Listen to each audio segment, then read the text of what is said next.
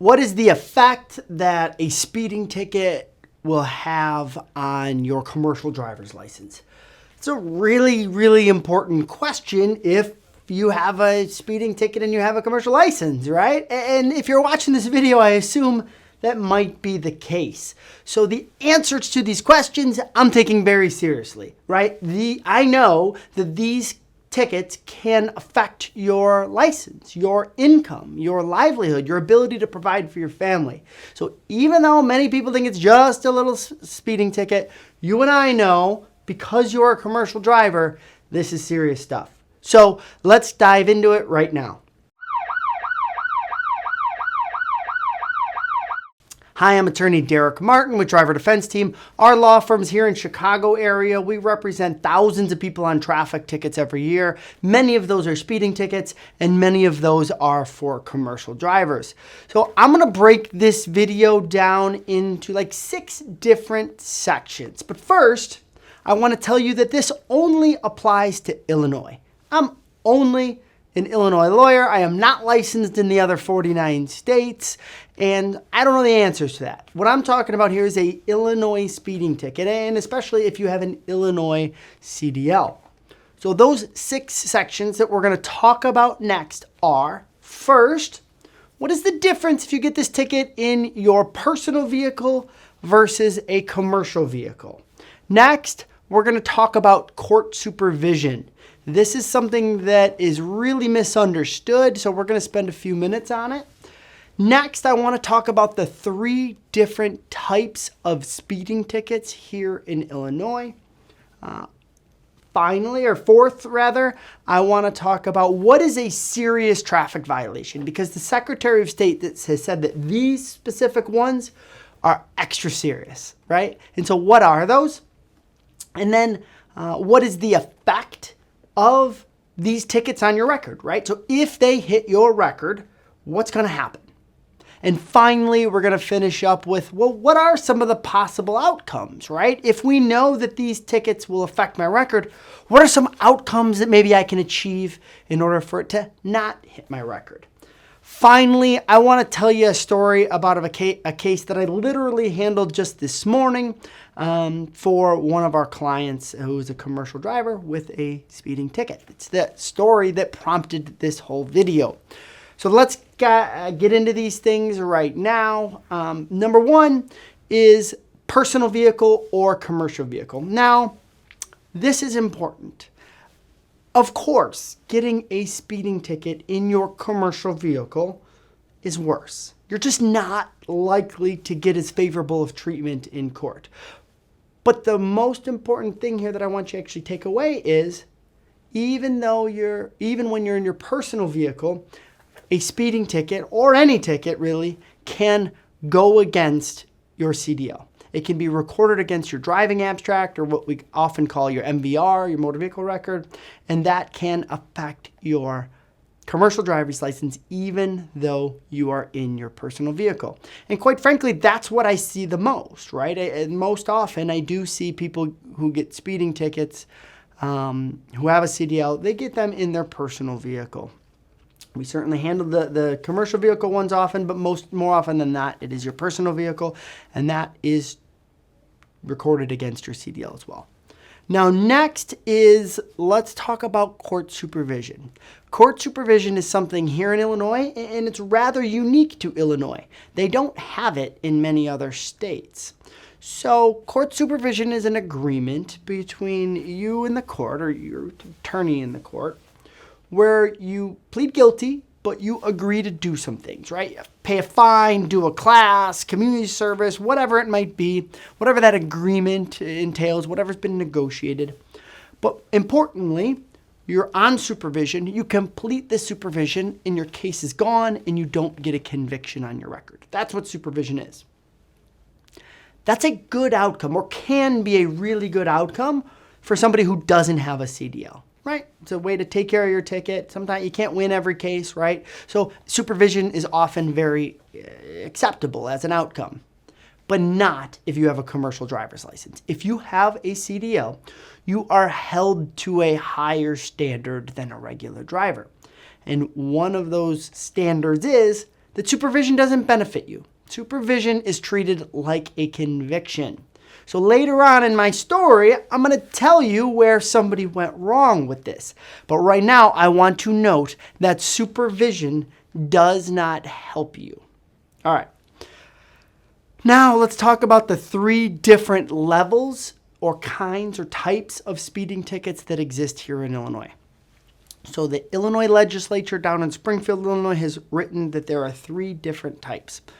One is if you are cited for going between 1 and 25 miles an hour over the speed limit, that's considered to be a petty traffic offense. Next is 26 to 34 miles an hour over the speed limit.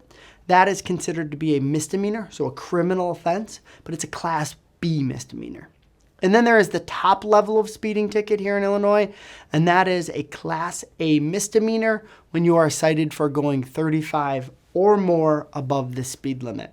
So those are the 3 types. 2 of them are misdemeanor criminal offenses. 1 of them is a regular traffic case. And so there are other sort of non-CDL related things, right? Like, do you want a misdemeanor on your record? Probably not, right? What points are associated with that, against your regular license? How can it affect your insurance, right? But specifically when it comes to CDL holders, almost all of those tickets are considered to be serious traffic violations. So that's the next thing we're talking about. The Illinois Secretary of State has said, well, these specific types of tickets are serious traffic violations. Unfortunately for you, almost all of them are serious traffic violations. The one exception is a speeding ticket that is for 1 to 14 miles an hour over the speed limit. That's considered to be non-serious. So it can still go against your record. It can still cause your insurance rates to increase, right? But it is considered to be a non-serious violation if it is between 1 and 14 miles an hour over the speed limit. So above that, 15, 16, 17, up to 25 miles an hour over the speed limit is a petty offense, but considered to be a serious petty offense for CDL purposes. And then, of course, the things above, those misdemeanors, the Class B and the Class A misdemeanors are not only criminal offenses, but they are considered to be serious traffic violations in the eyes of the Secretary of State. And so why does this matter? Well, if you get 2 serious traffic violations on your record within a 3-year period, the Secretary of State will suspend, or really the proper term is disqualify, your commercial license for at least 2 months. If you get a 3rd within those 3 years, now you're looking at not having a CDL for at least 4 months. And it can be longer depending on what those offenses actually are and how many points were assessed with each. But the point here is, what is the effect that violations can have on my record? Well, now you know the answer. 2 within 3 years will now start to trigger a disqualification or a suspension of your CDL. So that leads me right to, all right, fine. So if I don't want this on my license, then how do I avoid that? Like, what are the good, acceptable outcomes for a speeding ticket if I have a CDL? Well, the best outcome is to be found not guilty, right? Or get the ticket dismissed. Then it's gone, it's done with, it's like it never happened. There are no points assessed, it does not go on your record. That's great when that can happen, and certainly, obviously, we try to do that for all our clients. The next best outcome would be getting the ticket amended or changed or reduced down to being a non-moving violation. So, a speeding ticket is a moving violation. But something like improper parking or a cracked windshield or many other equipment violations are non-moving violations. So these moving violations like speeding tickets do go against your record. These non-moving violations do not go against your official Secretary of State driving record. So if you can get a non-moving violation a moving violation changed down to a non-moving violation, that's a good thing. That is something we are able to accomplish for many CDL holders, many of our clients. Another good, sort of acceptable outcome in many scenarios is if you take that speeding ticket that is 15 or more and get it reduced down to be 14 or less, right? You're going from a serious violation to a non-serious violation then. Now, not as good as getting it dismissed or not guilty or a non-moving violation, but still many times a acceptable outcome and better off than where you started. So as long as we're talking about outcomes, I'm going to circle back to the one we talked about previously, and that is court supervision. Court supervision is really, really common here in Illinois. Many people will tell you just to do that, including some judges or police officers or prosecutors. Just go ahead and do that. Even other criminal defense or traffic ticket defense attorneys may tell you to do that.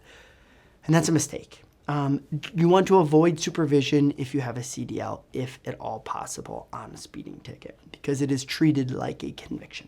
All right, now that we've gone through the outcomes and everything else here, I hope that you kind of got a better understanding. But I want to tell a story about the guy that I was in court for today. So he's a CDL driver. He was driving his personal vehicle. I actually had his kids in the car, and he was going either to or from the movie theater. I can't remember. Gets pulled over and given a ticket for, I think it was 21 miles an hour over the speed limit. So, like, not horrible, right? I think it was maybe a 35, and he was going 56. And the officer tells him, just go ahead and avoid court, and you can just pay this ticket on, or, go online and take care of it, right? You can avoid court that way. Well, my guy's a CDL holder. He didn't know any better, and he took the officer's advice. Now, let me tell you, it is not a good idea to take a police officer's legal advice. They're not lawyers, right? They have a different job than defending you or protecting your interests. In fact, it's probably an even worse idea to take the advice of a police officer if that police officer is the one giving you the ticket, right? So definitely consult an outside attorney then who will have your best interest in mind. So, but what my guy did was he just paid it. He said, okay, officer, cool, I can avoid court, thank you, whatever, give me a break, whatever, and he paid the ticket. He pled guilty, requested court supervision, was granted court supervision on this petty 21 mile an hour speeding ticket. Well, what he didn't realize, obviously, is that, like I told you earlier, is that supervision is counted as a conviction. So it did not help him. Supervision was not helpful. This went against his record, and because it's 15 or more over the speed limit, in this case 21, it was considered to be a serious traffic violation. So he didn't get suspended or disqualified because he had a perfectly good record otherwise. Remember, it takes 2 within 3 years. So he didn't get disqualified, but his employer a few months later reached out to him and said, whoa, what's going on here? He still had a perfectly valid commercial driver's license, but his employer runs their insurance and renews their insurance every year, maybe even multiple times a year. And the insurance company pulled the records of every single driver who would be on that insurance policy. And it said, hey, we got an at-risk driver here. We got a guy who has essentially a conviction, court supervision, on his record for a speeding ticket, and that's a serious violation. Well, the employer's insurance premiums were going way up because of this. And so what do you think happened, right? The employer said, I don't want my premiums to go up. If I remove him from my roster, my insurance premiums will go back down. And so that's what he did.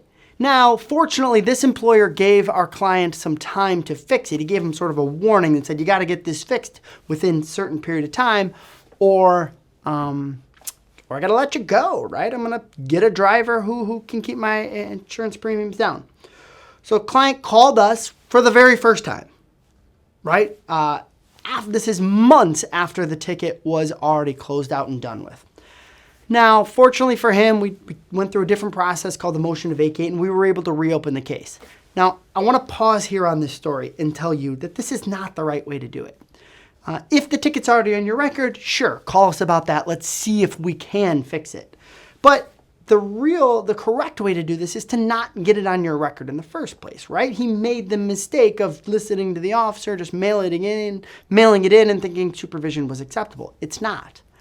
And so I would have been able to handle this in a much better way, much less expensive, much less of a headache if he'd called us the first time, right? And we'd represented him in court the first time around. But anyways, we'll pick the story back up here. We did go into court. We did reopen the case. We did get the ticket then removed from his record. We were able to get it amended from being a 21 mile an hour speeding ticket, which is a moving violation, down to a non-moving violation. A totally different type of ticket. We did cracked windshield, which is an equipment violation. He did have to pay a fine, but now there is no more moving violation on his record. We reported that to the Secretary of State with the proper documentation. We did it all for him. We got it done in time, right before this employer dropped him, and insurance reran him. And guess what? That ticket's not there anymore. And so his insurance premium was able, or the employer's insurance premium was able to go down, and our client was able to keep his job. So all is well that ends well, but that was the hard way of doing it. Instead, what I recommend is to contact an attorney. Now, you want an attorney who handles these tickets all the time, who handles them in that courthouse, in that courtroom all the time, so they know what they're doing there. They know what the judges, prosecutors, and procedures are. And also, you want somebody who's really familiar with commercial drivers. I mean, I just told you, right, how things are different for a CDL holder. And of course, as you know, the stakes are elevated. So you need a lawyer who understands that. If you want to talk to myself or someone else on our team, by all means, give us a call or shoot us a message. We're happy to talk about your specific situation. But really, the point of this video is I hope I was able to walk you through those 6 segments and also tell you a little bit of a story about how a speeding ticket here in Illinois can affect your commercial driver's license. Thanks for watching.